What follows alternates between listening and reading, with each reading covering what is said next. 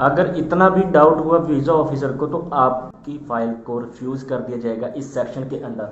So welcome guys, you are watching as mentor Honey.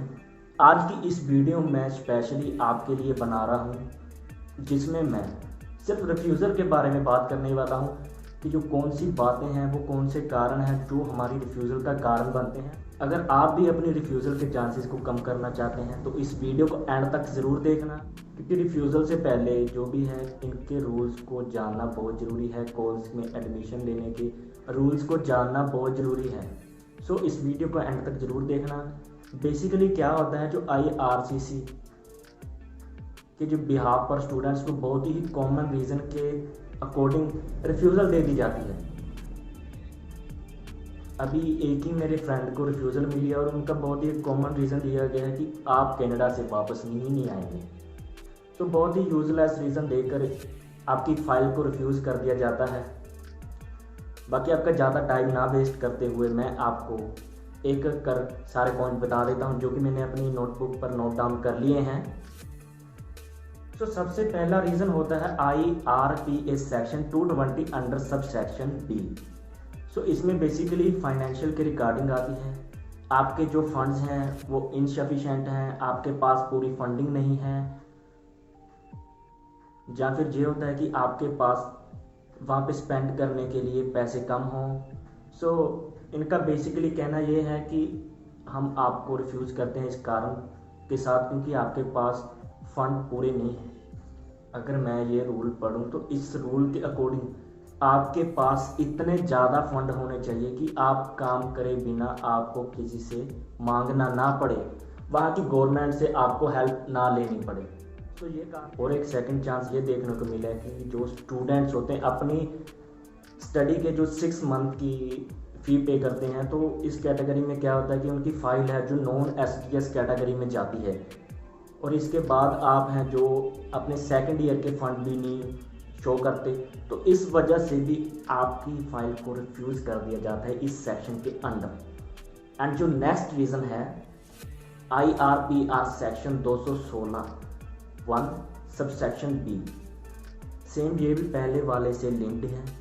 जहाँ आप जाना चाहते हैं आपके ड्रीम कंट्री, इस सेक्शन के अकॉर्डिंग आपकी रिफ्यूज़ल का रिस्क बनता है। ये आपको रीज़न देते हैं वो कि आप वहाँ से वापस नहीं आओगे। हाँ, बट अगर आप वीज़ा ऑफिसर को कन्विंस कर देते हो कि आप वहाँ से आओगे, आपके पास आने का, वापस आने का एक पर्टिकुलर रीज़न है, and the chance of risk में डिक्रीज। हाँ, बट अगर वीज़ा ऑफिसर को इतना सा भी डाउट हो गया तो आपकी फ़ाइल को वो रिफ्यूज़ कर देगा इस सेक्शन के अंडर।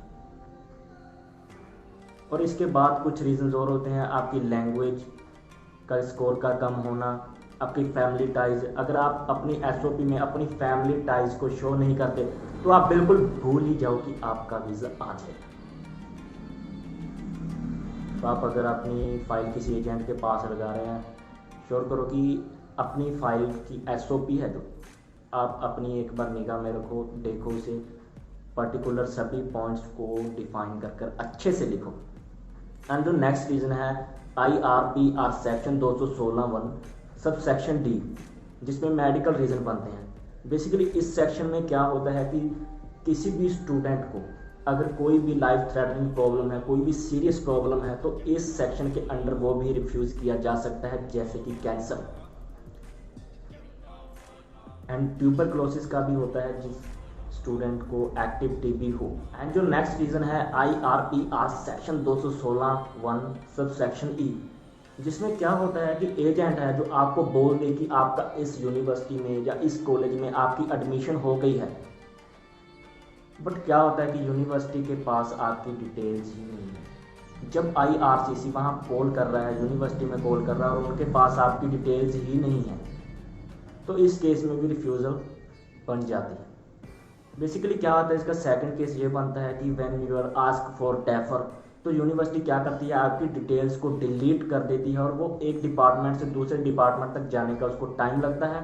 एंड इन बिटवीन अगर IRCC कॉल करता है, आपकी डिटेल मांगता है, तो अगर आप उनके पास आपकी डिटेल ही नहीं है तो वो कैसे देगा, और ये भी कारण बन जाता है, इससे आपकी रिफ्यूज़ल आ सकती है। तो ये थे कुछ कारण जो आपकी रिफ्यूज़ल, आपकी फ़ाइल को रिफ्यूज़ल लगवा सकते हैं।